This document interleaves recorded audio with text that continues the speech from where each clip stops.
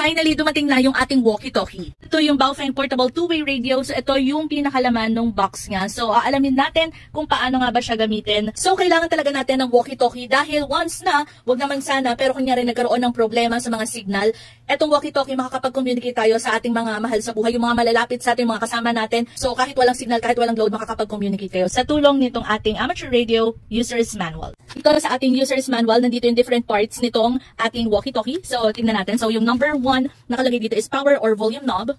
Ito yun, power or volume knob. 2, SK1, broadcast FM and alarm key. This is broadcast FM or alarm key. 3 is PTT key. Ito. Ayan, itong ating PTT key. VFO or MR mode key. So, ito yun. Number 5, status LED. So, ito yun, yung pinaka-indicator. 6, SK2, flashlight and monitor key. Flashlight and monitor key. AB, select key. So, which is ito. Key or menu. So, ito yun. Number 8, key menu.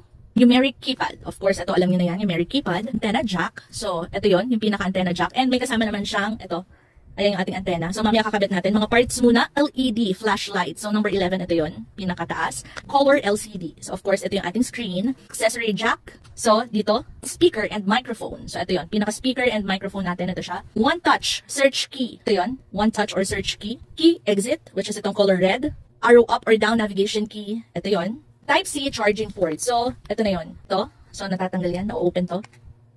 Ayan. Type-C charging port. And Type-C charging indicator, which is itong maliit dyan na square. And 20 release latch. So, ito yung release latch dito and ito dito sa loob.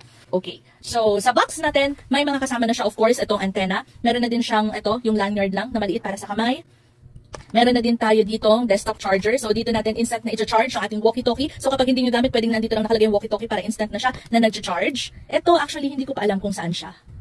And then, ito, may kasama na siya doon sa mismong box sa loob na headset. Pero at the same time, may another freebie pa siya na isa pang headset. So, ayan, nilalagay ko dyan sa yellow basket kung saan ko ito biniling siya para just in case kayo gusto nyo rin. Again, walkie-talkie, portable two-way radio ito. So, maganda kasi para makapag-communicate kayo. Aralin ko, alamin ko muna kung paano siya mag-work. Tapos, mag-upload na ako ng panibagong video at mag-upload din ako or magla-live din ako para maipakita ko sa inyo kung paano ba nag-work itong ating Baofeng walkie-talkie. Kung kayo ay wala pa ng walkie-talkie at gusto nyo mag-invest na andyan sa yellow basket at make sure na i-check ang Go Bag Survival Kit playlist na andyan sa pinakababa para makita nyo lahat ng videos tungkol sa Go Bag at pagpe-prepare ng Go Bag. At yung mga kung saan kong shop binili yung mga gamit na nasa bag natin. So, ayan, check out na. Nasa yellow basket.